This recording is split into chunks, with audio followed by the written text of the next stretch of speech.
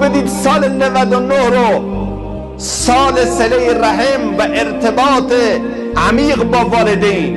اصلا عزیزان از این مهم غافل نشید که ما حتما ارتباط بسیار وثیقی با خانواده هایمون، با پدر و مادر و مخصوصا مادر اگر در قید حیات هست، اگر هم مردن به هر طریق ممکن ایصال ثواب کنید، مشکلات شما حل میشه. یکی از بزرگان همین صحبت رو میکرد، میگفت مشکل داشتم حقیقتا، آمدم پیش عالمی، گفتن چه کنم؟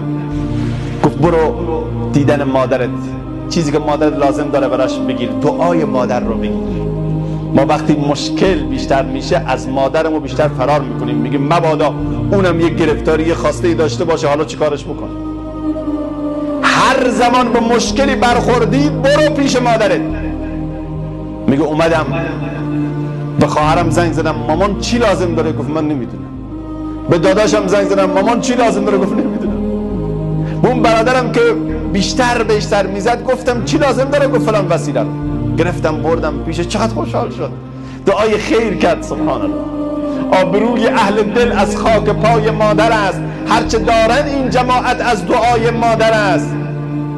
آسمان و زندگی روشن شد از نور پدر، گلشن هستی مصفا از صفای مادر است.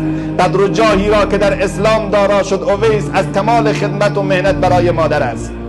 میگه اومدم، مادرم در رو باز کرد، منو با آغوش گرفت، چی شده مامان دیدن من اومدی؟ مشکلی گیری کردی؟ گرفتاری داری؟ خب میدونه.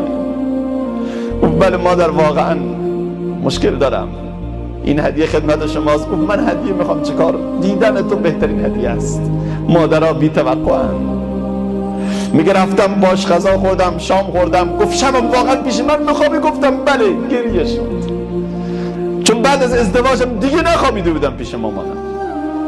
میگه صبح که بیرون شدم 3 تا دعا کرد، گفت الهی پسرم مشکلت رو الله حل بکند، در دنیا سعادتمند بشی و روز قیامت با رسول الله صلی الله علیه و سلم محشور بشی. میگه قسم به خدا 2 روز طول نکشید مشکلم الله حل کرد. اصلا دعا شد بال پرواز به سمت الله. دیگه راحت میتونستم نماز بخونم، راحت میتونستم ذکر بگم. من نمیدونم چه شدیم ما اینقدر سنگده. همه رو میبینیم، دوست رو میبینیم، رفیق رو میبینیم، همکار رو میبینیم، طرف معامله رو میبینیم، همه رو میبینیم، مادران رو نمیبینیم. سالها، ماها